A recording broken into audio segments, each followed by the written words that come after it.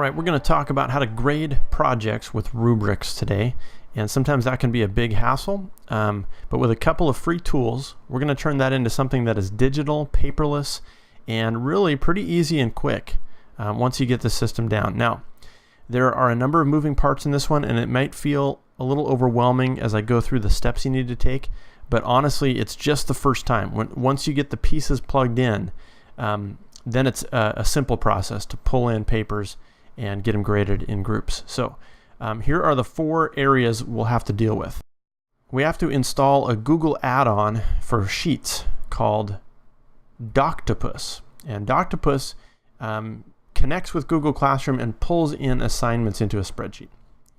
We also have to get another add-on involved, and that one is called Goobric. And Goobric's a little different. You use Doctopus to add it, but Goobric is what allows you to score things real easily with your own custom rubrics. Then you have to create your own rubric. You probably already have one for some projects that you have in mind. We just need to make sure that you follow certain rules so that the spreadsheet can understand your rubric the way it's meant to be understood. And then finally, you pull in assignments from Google Classroom and it loads them up into a spreadsheet, and then it presents you with this work area where you can just click through each student's assignment and grade it with clicks and send it back to the kids, and they get a digital readout of how they scored on the rubric along with any comments that you want to leave. And so once you get these things in place, here's what you can do.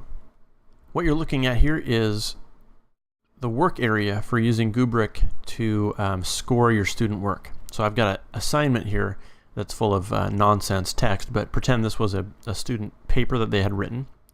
Up at the top is my rubric, and this is my rubric. I just set it up in a spreadsheet. I'll show you how to do that later.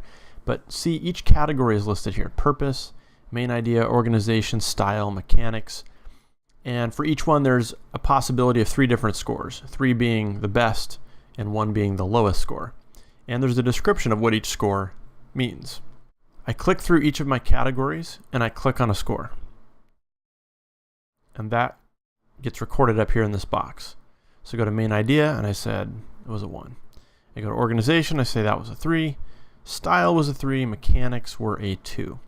You know, mechanics maybe was kind of between a 2 and a 3. So in the box here I'm going to type in 2.5 and it's going to highlight both categories for me. Okay, over on the right I can add comments. Great job. I can also record an audio comment. I'm going to click here. I've got 2 minutes to give them a little footnote with my voice.